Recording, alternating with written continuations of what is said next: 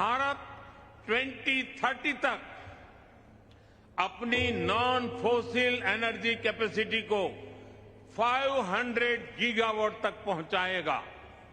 दूसरा, भारत 2030 तक अपनी 50% एनर्जी रिक्वायरमेंट रिन्यूएबल एनर्जी से पूरी करेगा। करके चल रहा है कि 2030 आते आते इंडिया रिन्यूएबल सेक्टर के द्वारा 500 गीगावाट का जो पावर डिमांड है वो कैटर करने वाला है। और विदाउट सुजलान एनर्जी ये जो टारगेट है ये अचीव करना बहुत ही ज्यादा मुश्किल है। एक टाइम ऐसा था कि सुजलान एनर्जी पूरा एशिया पैसिफिक के अंदर नंबर 1 रिन्यूएबल सेक्टर कंपनी हुआ करता था, लेकिन अभी भी इंडिया के अंदर as a wind energy Suzlon energy एक नंबर 1 कंपनी है। बड़े इन्वेस्टर या फाइनेंशियल यूट्यूबर को माने तो हमेशा बोलते हैं कि फंडामेंटली चेक करने के बाद ही कोई भी स्टॉक या शेयर के अंदर आपको निवेश करना चाहिए। तो अगर आप सुजलान एनर्जी के अंदर निवेशित है, अगर आप सोच रहे कि सुजलान के अंदर आप निवेश करेंगे, तो आज की वीडियो के अंदर हम लोग बात करेंगे कुछ इंपॉर्टेंट इंफॉर्मेशन के बारे में जो सुजलान एनर्जी के साथ रिलेट करते हैं, जो शायद आपको पता नहीं होगा। तो चलिए जानते हैं सुजलान एनर्जी के बारे में 7 वेरी इंपॉर्टेंट इंफॉर्मेशन जो आपको कंपनी के अंदर एक कॉन्फिडेंस क्रिएट करवाएगा। तो अगर आपने राइट इश्यू के लिए अप्लाई कर चुके हैं तो आपको 3 नवंबर को ये पर्टिकुलर शेयर आपके पोर्टफोलियो के अंदर विजिबल हो जाएगा। अभी भी ये एनालिस्ट के अंदर जाके आप चेक कर सकेंगे। दूसरी बात यह है कि कंपनी का ऑर्डर बुक, आपको पता होगा कि लास्ट क्वार्टर में कंपनी के पास 692 मेगावाट का एक अच्छा खासा ऑर्डर बुक आपको देखने को मिलेगा, जो करीब करीब 3 क्वार्टर के लिए सफिशिएंट है। लेकिन कंपनी का लेटेस्ट अपडेट के अनुसार कंपनी के पास 1 गीगावाट के आसपास कंपनी का ऑर्डर बुक मौजूद है, जो 4 क्वार्टर के आसपास ये कैपेसिटी यहां पे एक्टिव करते हैं। इसका मतलब क्या हुआ कि सुजलान एनर्जी आगे आने वाले 4 क्वार्टर के लिए यहां पे सेफ दिखाई दे रहे हैं अकॉर्डिंग टू ऑर्डर बुक। और ये जो ऑर्डर बुक है ये अभी भी इंक्रीज हो रहा है और कंपनी का मानना है ये ऑर्डर बुक यहां पे धीरे धीरे और भी इंक्रीज होते हुए आपको देखने को मिलेगा। और ये जो ऑर्डर बुक है सेंट्रल से लेकर स्टेट वाइज आपको देखने को मिलेगा। वीडियो पसंद आए तो लाइक जरूर कीजिए। सुजलान एनर्जी के अंदर जो शेयर होल्डिंग पैटर्न है उसको आपको ध्यान से देख लेना चाहिए। शायद आप लोगों ने बहुत सारे वीडियो में सुने होंगे कि कंपनी का जो प्रोमोटर्स का होल्डिंग है वो लगातार यहाँ पे डिक्रीज हो रहा है, लेकिन ये बात सच नहीं है। प्रोमोटर्स का जो होल्डिंग है यहाँ पे डायल्यूशन हो गया है। इसका मतलब क्या हुआ, कंपनी का शेयर यहाँ पे इंक्रीज हो जाता है तो ऑटोमेटिक जो परसेंटेज ऑफ होल्डिंग है वो यहाँ पे डिक्रीज हो जाता है। इसीलिए कंपनी यहाँ पे आप देख पा रहे हैं कि प्रोमोटर्स ने कोई भी शेयर यहाँ पे सेल नहीं किया है, वो एक्चुअली डायल्यूशन के कारण 14.50 के आसपास आपको देखने को मिल रहा है। और यहाँ पे आपने कौन कॉल सुने होंगे तो आपको पता होगा कि फ्यूचर में यहाँ पे प्रोमोटर्स के द्वारा कोई भी सेल आपको देखने को नहीं मिलेगा रिसेंट कुछ सालों के अंदर। साथ ही साथ यहाँ पे जो डायल्यूशन है वो भी यहाँ पे कवर अप हो चुका है, तो फ्यूचर में कोई भी डायल्यूशन के द्वारा प्रोमोटर्स का होल्डिंग यहाँ पे इंटैक्ट रहने वाला है। साथ ही साथ मैं आपको बता दूं कि पब्लिक के अंदर जो सबसे ज्यादा होल्ड करते हैं शेयर को वो है मिस्टर दिलीप सांघवी, जो सन फर्मा का फाउंडर है, जो करीब करीब 23% होल्ड करके रखा है सुजलान एनर्जी के अंदर। और ये एक बहुत ही ज्यादा पॉजिटिव सेंटीमेंट क्रिएट कर रहे हैं सुजलान एनर्जी के अंदर। साथ ही साथ आपको मैं बता दूं कि जो पूरा राइट इशू के अंदर 23% के द्वारा जितना भी इसका हक बनता है ये पूरा अप्लाई कर चुके हैं मिस्टर दिलीप सांघवी जी। ये बहुत ही पॉजिटिव बात है सुजलान एनर्जी के लिए। के ऊपर कर्जे का, जो सुजलान एनर्जी के लिए सबसे बड़ा हेडेक है कंपनी के ऊपर दिए गए कर्जे का। तो लेटेस्ट क्वार्टर के अनुसार कंपनी के ऊपर 3200 करोड़ का नेट कर्जा देखने को मिलेगा। अभी राइट इशू यहाँ पे 1.8 टाइम्स सब्सक्राइब हो चुका है।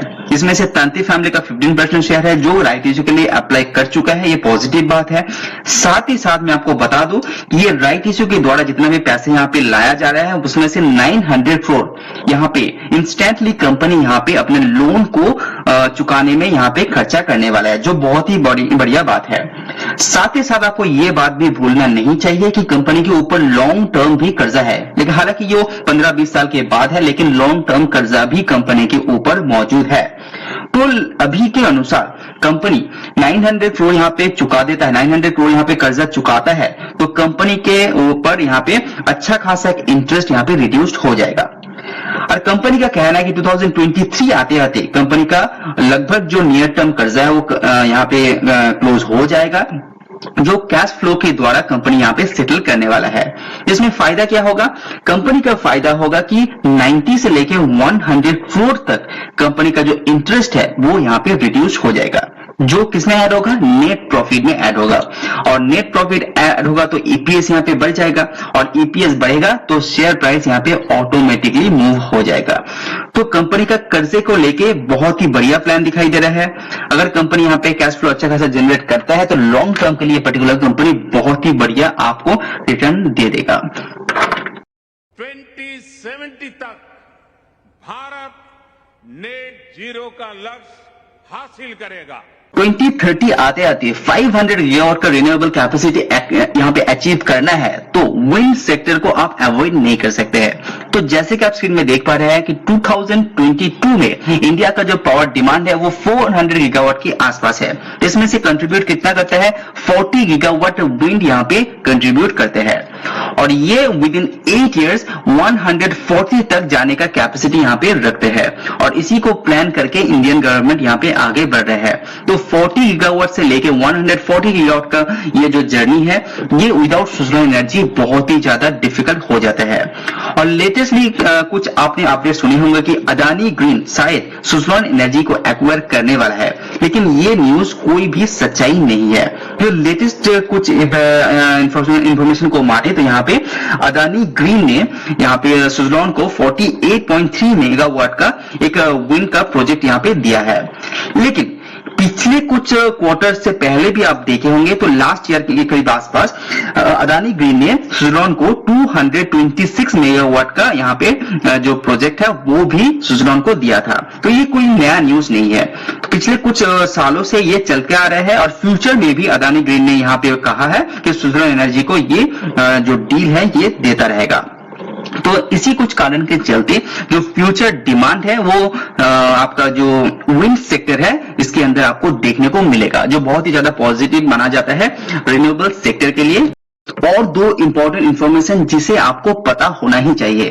अगर कैपेसिटी की बात करें तो सुजलॉन एनर्जी के पास 19.4 गीगावाट का कैपेसिटी मौजूद है, लेकिन कंपनी यहाँ पे 1 गीगावाट का कैपेसिटी यहाँ पे अचीव करके चल रहा है, यानी कि 1 गीगावाट का कंपनी कामकाज कर रहा है। लेकिन कंपनी के पास कैपेसिटी बहुत ही ज्यादा तगड़ा है, क्योंकि कैश कम होने के कारण कंपनी यहाँ पे प्रोजेक्ट यहाँ पे कंप्लीशन नहीं कर पा रहा है। लेकिन फ्यूचर में कैश जो क्रंच है उसको बीट कर पाते हैं तो कंपनी फ्यूचर में अच्छा खासा यहाँ पे जो प्रोजेक्ट है उसको कंप्लीट करके दे पाएगा। साथ ही साथ मैं आपको बता दूं कि Suzlon Energy end to end solution यहाँ पे प्रोवाइड करते हैं। इसका मतलब क्या हुआ? कंपनी का काम फील्ड खरीदने से लेके सेटअप भी रेडी करके देते हैं, प्रोडक्ट बनाता भी है और प्रोडक्ट सप्लाई भी करते हैं, साथ ही साथ उसको इंस्टॉलेशन भी करते हैं और सर्विस भी प्रोवाइड करते हैं। और लॉन्ग टर्म सर्विस प्रोवाइड करने के कारण भी कंपनी को अच्छा खासा यहाँ पे फायदा मौजूद हो जाता है। तो सुजलॉन एनर्जी एक ऐसा कंपनी नहीं है जो विंड पावर यहाँ पे जनरेट करके करता है। कंपनी यहाँ पे end to end solution provide करने के कारण बहुत सारा जो बड़े बड़े कंपनीज है वो सुजलॉन एनर्जी को अपना प्रोजेक्ट यहाँ पे देते हैं। तो सुजलॉन उसको कंप्लीट करके देते हैं और सर्विस भी प्रोवाइड करते हैं।